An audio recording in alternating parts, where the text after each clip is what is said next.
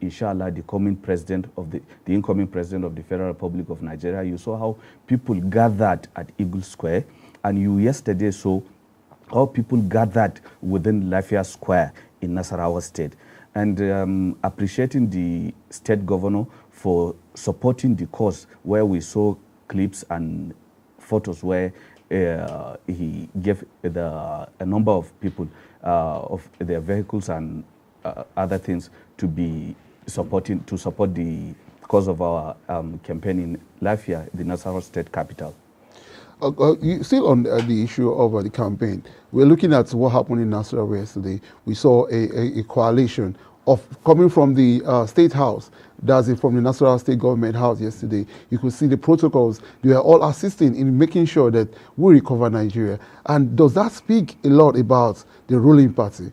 Definitely, it speaks a lot of the ruling party, where you see the sitting governor who is from the ruling party, whereas my candidate of the PDP is from the opposition party, and then a ruling governor, a sitting governor, will give out his hands of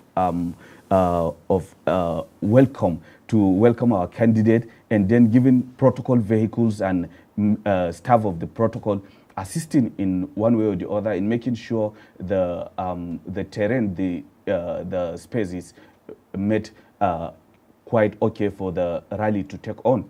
And it is a clear vision that the recovery, it's yielding its hands to every nooks and crannies of the country, not only the PDP members, but also the other members of the political parties within the country. So you are telling the people that the acceptability of Atiku Abubakar is actually allowed the ruling party to start preparing the handover notes? Yes, of course. Yes, of course. It's very obvious.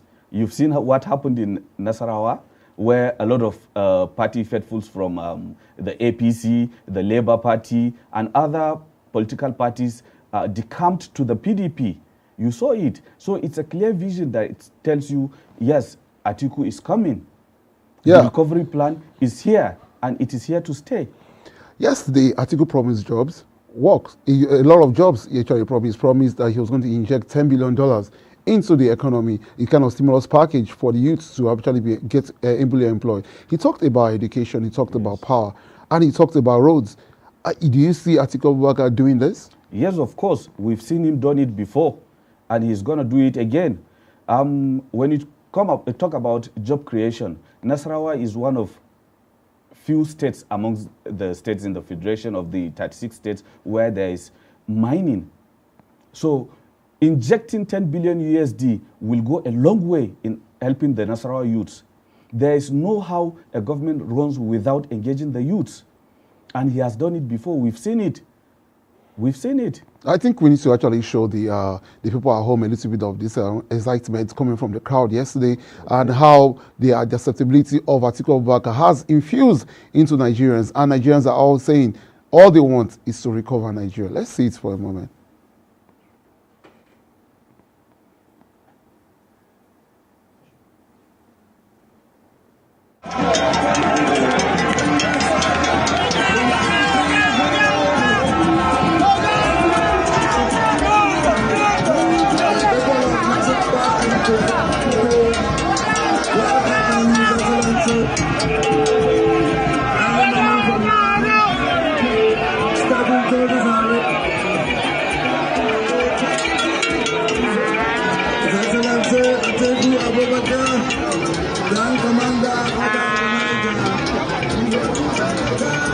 You can see from the crowd, when Senator Dino Melaye was asking the crowd yesterday, who built the Polytechnic, they shouted PDP.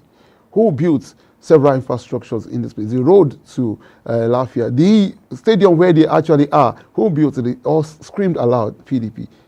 What do you see for PDP in this election? I see win, win, win for the PDP. I see victory for the PDP come 2023. I see victory for the PDP. As is distinguished Senator Dino Melaye said, go to the universities, the PDP federal universities within the country. If we are not education driven, the establishment wouldn't come on board. We established a whole lot of infrastructure in this country. We built roads. Look at Abuja Nasarawa. It was there. When they came on board, the ruling party came on board, they decided they want to expand the road. For how many years now? This is almost 8 years they've been doing the same thing. From Abuja to Nasarawa is barely 2 hours, 30 minutes, but it takes almost 3 hours, 30 minutes to 4 hours before you reach Nasarawa. Wow. So let's move on from the Nasarawa event yesterday, which actually the whole of Nigerians have talked about as a wonderful event. It has been a wonderful event. A good outing for the PDP and its candidates, Alhaji Atiku Abubakar and the Okoa. But I would like to actually deviate a little bit and ask you about the incessant destructions that have actually been employed in this electoral season. Looking at Imo State, the PDP has accused Hope Uzodinma, the governor, the incumbent governor of Imo State, of him being actually compromised most of the INEC offices. And looking at the story of Imo State, the Omuma Magic, which actually involved the learned lawyer, Ugochinyere, who actually figured out that there were compromised situations from the Omuma. And since then, we have noticed that the incumbent governor, Hope Uzodinma, has consistently compromise every process that is concerning this electoral reform that we have actually brought in. You can look at how it has helped in Osun. You can look at how it has helped in Ekiti. But now, what do we have in Imo? We have INEC offices being burnt. You see the burning of INEC offices from state to state. I see this as a way or as a plot by the ruling party to deter us.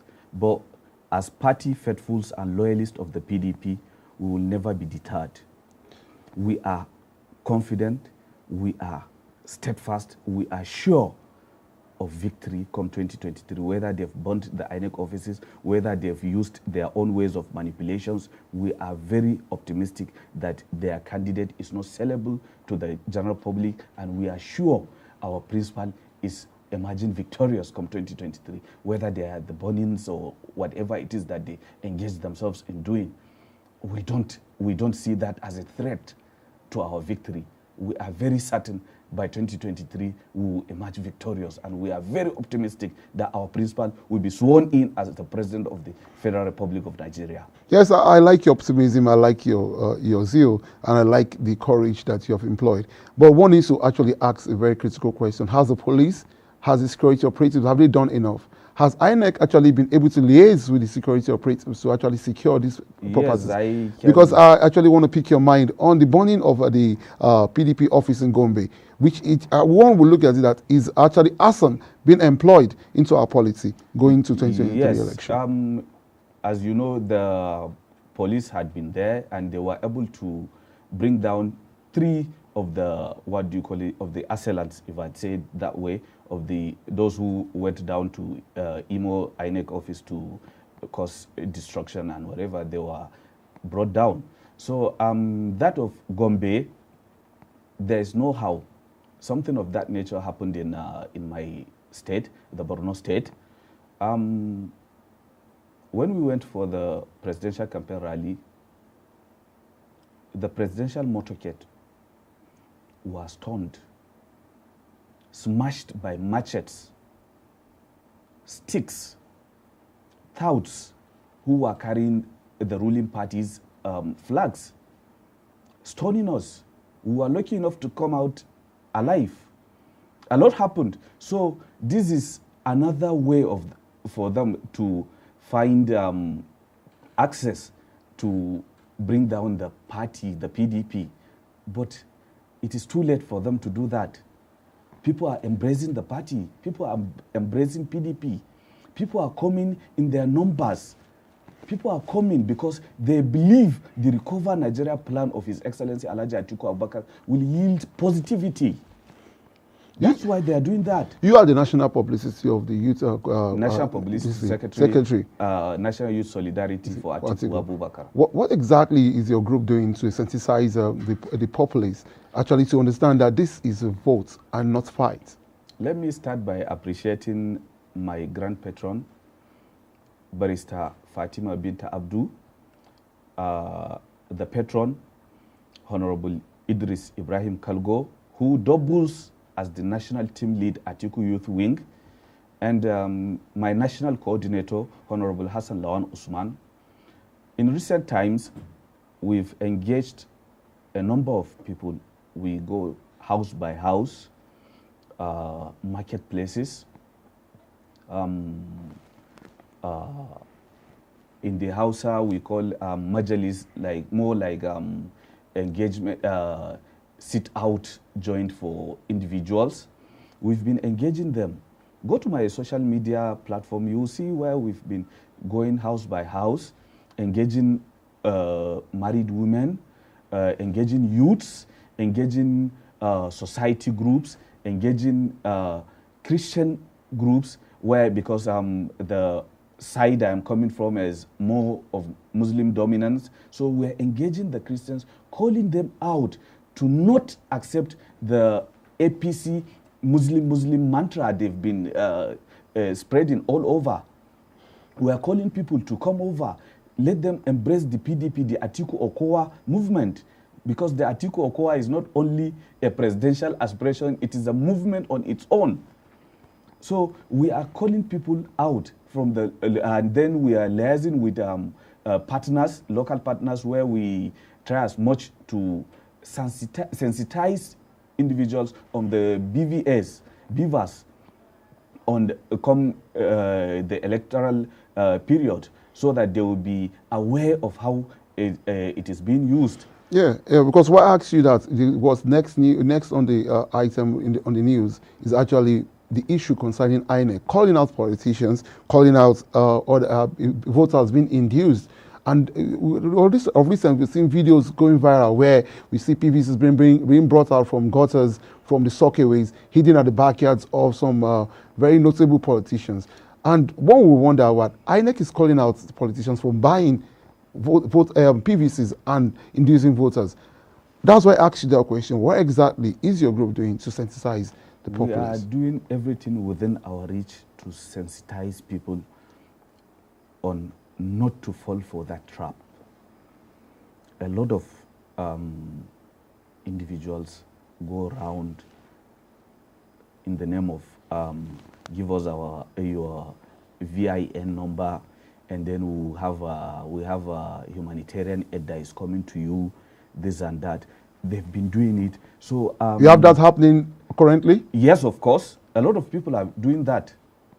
We know they've been doing that. They collect PVCs and then they photocopy them, and then they will say they give you a number of a bag of rice, and then some perishable goods. This is what they've been doing from time immemorial, I would say. They've been doing this for quite some time now, but we are working with the locals. But this is alien to PDP, because I don't think PDP knows about this. PDP doesn't. I am doubtful if they don't know about this. They know, they are aware.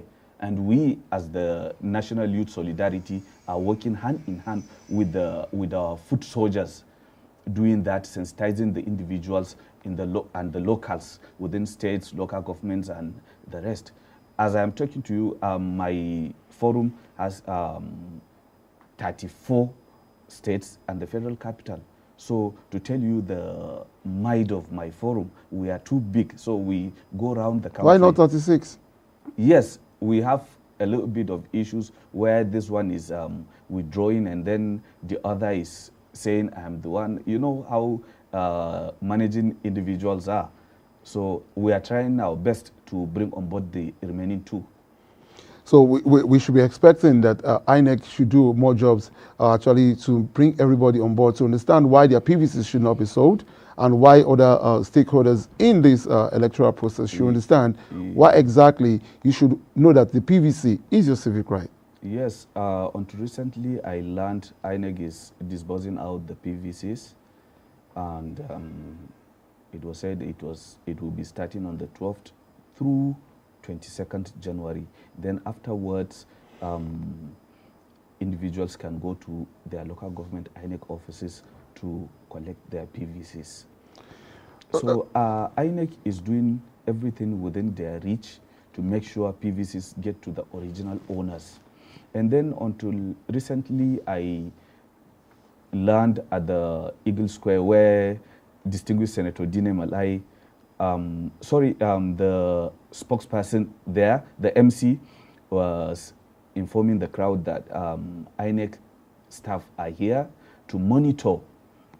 So I want to believe it was because of the incidents that happened in Kaduna, Borno, that INEC decided to bring on board their staff to give them on the go result of what's happening there, so that they can take over and then report to the office, and then the office will take charge of whatever it is, if it is to report to the police or to do whatever it is that is necessary afterwards. That's interesting. Now let's move on to what actually occurred also yesterday in Ekiti, where Professor Leka, the past candidate of the PDP at the gubernatorial election, he yesterday actually inaugurated the PDP campaign council at the campaign ground yesterday in Ekiti. And it was a wonderful. Let's quickly look at that, then we can talk about it. All right.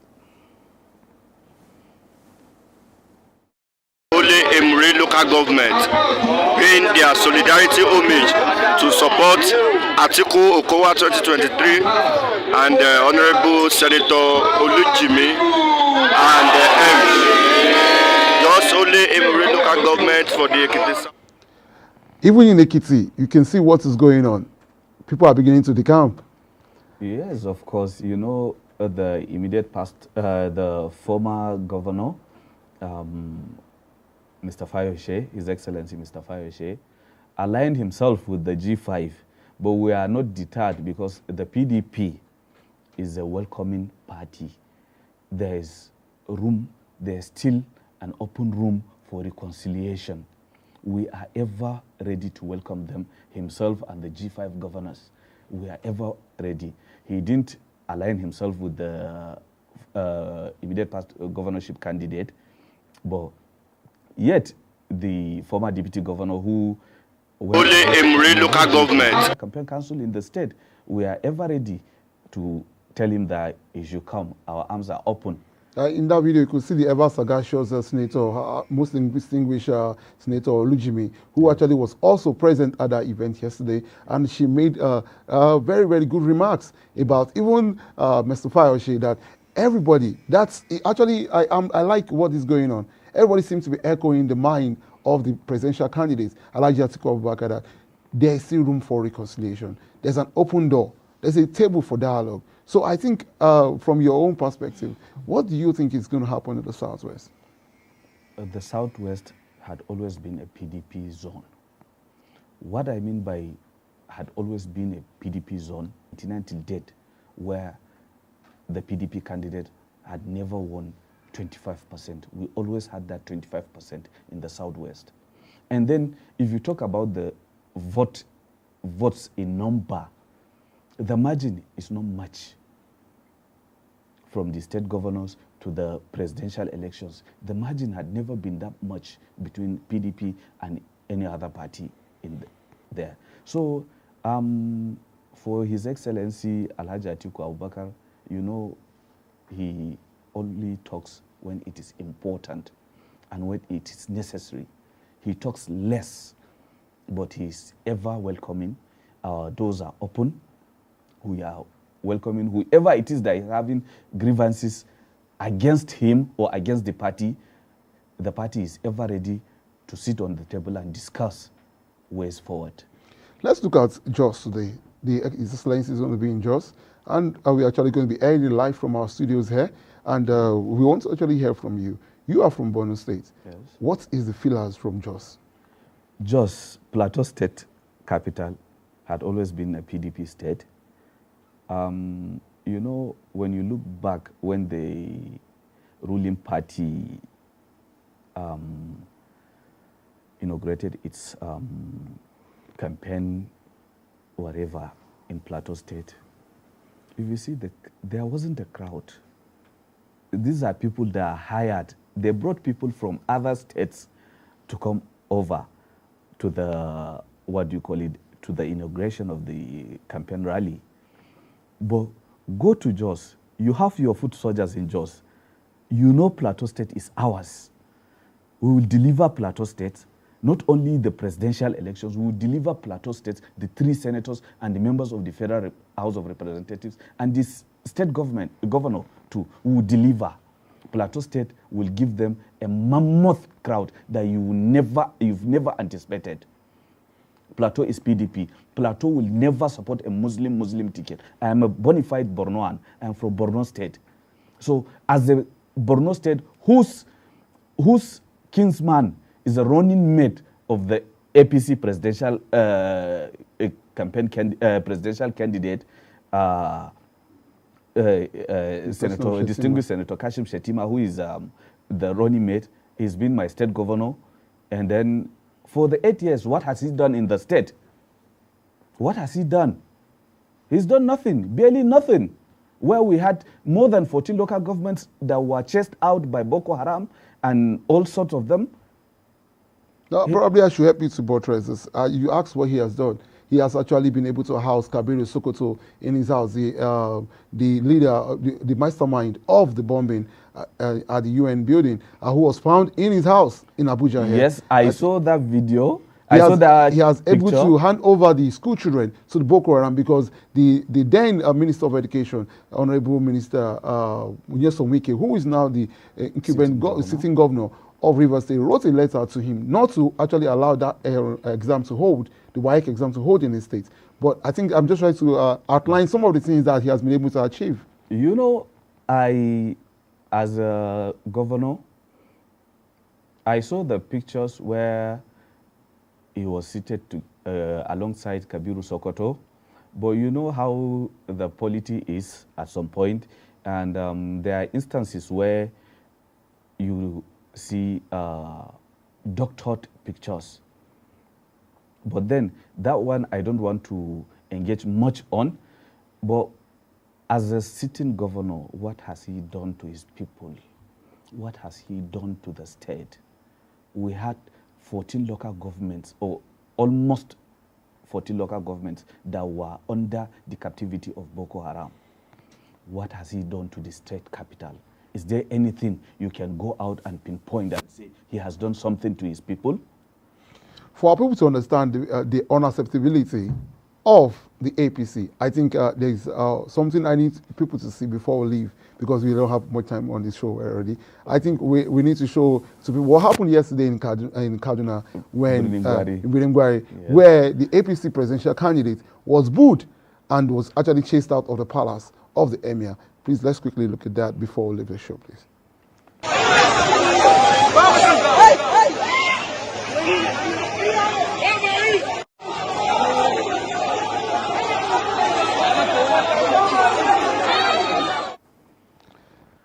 This is to tell you the height of unacceptability of the APC.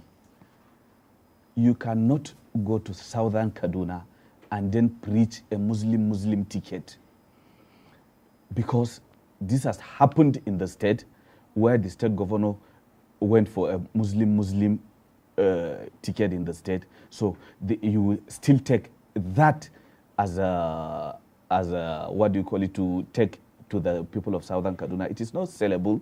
People will not buy it. Southern Kaduna are learned people that will not buy to the cheap whatever to the Muslim ticket. If myself, being a Muslim from Borno State, will not accept a Muslim ticket, I think there's no how a southern Kaduna person would accept that. The Recover Nigeria, I am calling on individuals and the general public to see into the unifier aspect of His Excellency Alhaji Atiku Abubakar. The unifier aspect in him.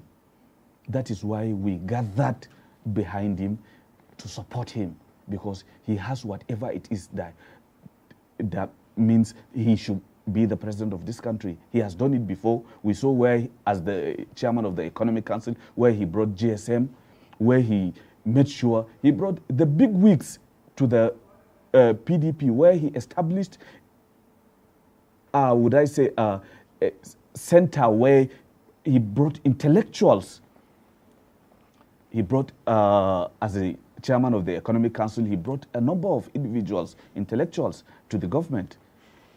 Honorable Ibrahim Abubakar, thank you for having you on the show. Thank you you have very really much. done well. The in-depth analysis about our policy, the campaign so far, and the unacceptability of the APC presidential campaign. And no one will actually want a Muslim ticket, judging from the peculiarity of our country, judging from the peculiarity of our polity. Thank you for having you on the show. Thank and you hope very next much. time when we call you, you'll be on the show. Sure. Thank you, viewers, and this is much we can have Thank on the you. show this morning, and we hope you join us again tomorrow for another exciting, in-depth analysis on Headline Roundup. My name is Ikoku Chidozie Ikemba. Join us again tomorrow. Thank you.